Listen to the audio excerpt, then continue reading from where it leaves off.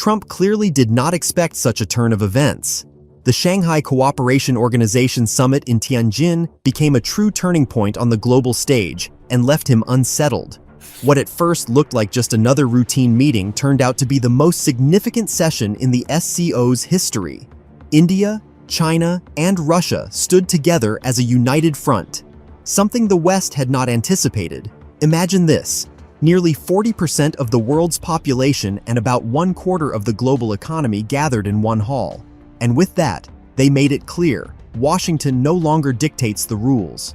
For American politicians, it looked like their worst nightmare coming to life.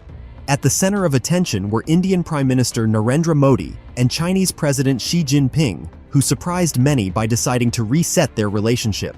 Just a few years ago, their armies clashed fiercely in the Galwan Valley. But now Modi speaks of trust and mutual respect, while Xi calls the future the dance of the dragon and the elephant. The two leaders agreed to restore direct flights and continue dialogue at the upcoming BRICS summit.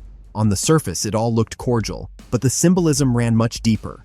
Two countries long divided by border disputes and geopolitical rivalry suddenly found common ground. And with Vladimir Putin present, the message became even clearer. The balance of power is shifting. Putin also hinted that Trump would be furious at what BRICS is turning into, a bloc increasingly speaking with one voice. Meanwhile, Trump continues swinging tariffs like a hammer, while the SCO is taking shape as a shield of resistance. India is positioning itself as mediator, China is showcasing its economic and military power, and Russia is surviving by carefully balancing between them. For Trump, who once claimed only he could resolve conflicts such as between India and Pakistan, this was a blow to both his image and influence. The global landscape is changing rapidly, and America's grip is weakening. The real question now is whether this summit marked the birth of a new world order, and whether Trump still has any real levers to resist it. And perhaps the most unexpected moment was when Ukrainian President Volodymyr Zelensky did not turn to Washington, but to Modi, suggesting that he take on the role of mediator between Kiev and Moscow. The Shanghai Cooperation Organization, once dismissed as a modest regional grouping, is quickly transforming into a geopolitical force capable of reshaping the global order. When the SCO was founded in 2001, its main focus was security issues in Central Asia. Today, it has become a powerful alliance, uniting nearly 40% of the world's population and more than 30% of global GDP. With the backing of China and India, supported by Russia, Central Asian states, and now Iran, the SCO is turning into a genuine counterweight to Western influence.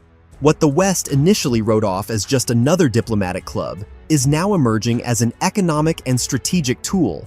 Russia and China, in particular, are using it to rewrite rules that Washington had dictated for decades.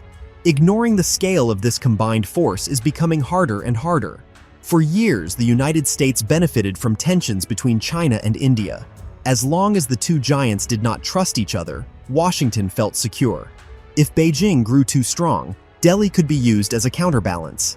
It was a kind of safety valve, a way for America to prevent Asia from uniting. That logic even became embedded in global supply chains. Take Apple as an example. When tariffs and political risks made manufacturing in China less reliable, the company rapidly expanded its operations in India. For Washington, this was a convenient solution. If Chinese factories faltered, Indian plants could step in and continue supplying American consumers. It seemed like the perfect setup, playing one power against the other while always keeping a backup option. But that safety net is slowly burning away. The SCO and BRICS, like two overlapping circles, are drawing India and China into the same orbit, cautiously but steadily. If these countries begin to complement each other instead of competing, America will lose its fallback plan. And imagine the scenario where factories in Shenzhen and Chennai are no longer separated, but operate within the same trade network, one that is not aligned with American control. And this is where the balance of power begins to shift. For years, the United States relied on China's manufacturing engine and India's vast labor force. But if these two countries decide to bet on cooperation with each other, rather than with America, the consequences will be immediate. It would mean Washington could no longer split Asia, no longer dictate the rules of production, and no longer block the world's two largest economies from rewriting global rules on their own terms. And this is not some distant scenario. It is happening right now. The SCO is not acting alone. It overlaps with BRICS, another grouping aimed at reshaping financial and trade norms. That overlap only amplifies their influence. China and India sit at the center of both structures, and even limited coordination between them creates an economic core of gravity that pulls in more and more countries across Eurasia and beyond. For Washington, this is far more than just a challenge. It is the prospect of watching the world's two fastest-growing economies, backed by Russian energy and Central Asian resources, redirect trade flows outside Western systems. That possibility alone shows just how fragile America's grip on the global economy has become. And the consequences are not confined to trade. This shift is already playing out at the diplomatic level. One cannot overlook the fact that Ukrainian President Volodymyr Zelensky turned not to Washington, but to Indian Prime Minister Narendra Modi, asking him to act as a mediator in peace talks between Kyiv and Moscow. This is not just a diplomatic detail. It is a signal that the balance of global influence is moving east. Just 2 weeks earlier, Donald Trump had met with Vladimir Putin in Alaska. At the time, many expected a breakthrough, a dramatic attempt to end the war. But the meeting produced nothing. No deal, no truce, not even a roadmap. And now, instead of looking to Washington or Brussels, the world's attention has shifted to New Delhi. For Trump, this is a humiliation. His image was built on being the dealmaker, the man who could bring enemies to the table and force an agreement. But Zelensky's choice of Modi makes it clear, the world no longer sees America as the guarantor of peace. And the fact that the Ukrainian president, in the midst of the bloodiest European war in a generation, reaches out to India shows just how much global diplomacy has changed. The implications are even greater. If India manages to make progress in peace negotiations, it will mark a historic shift in international politics. The center of gravity in global diplomacy will move from Washington and Brussels to Asia, and at the heart of this process will be Modi, representing a country that has ceased to be merely a regional power and is emerging as a global player.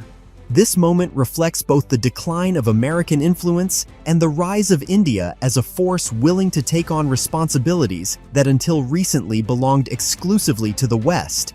Despite the friendly gestures at the summit, the problems between India and China have not disappeared.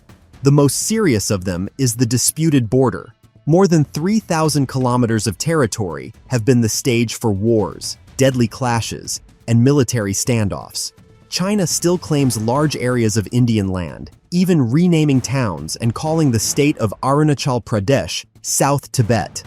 Both countries continue to build roads, bridges, and military bases, actions that only raise the risk of a new conflict.